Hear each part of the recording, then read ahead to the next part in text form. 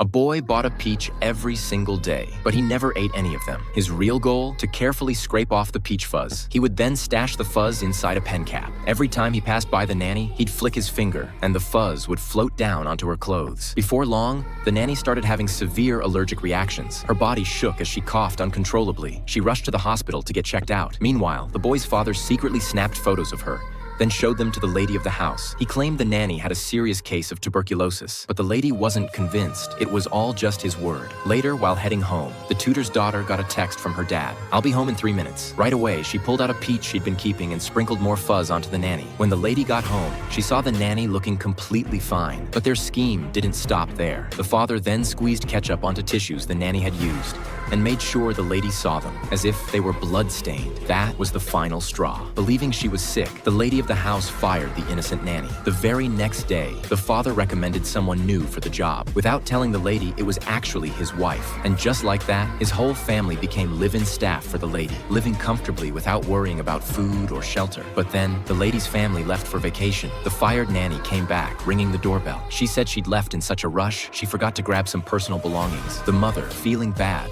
let her in, but that decision would haunt the family forever. The nanny went into the basement and stayed down there for 30 minutes. The mother got suspicious and followed her, only to discover something shocking. The nanny had been hiding her husband in the basement this whole time. Turns out, he had killed someone 10 years ago, and she'd been secretly sheltering him ever since. Panicked, the mother tried to call the police. The nanny dropped to her knees, begging for mercy. But just then, a family member who had been eavesdropping upstairs slipped and fell down the stairs.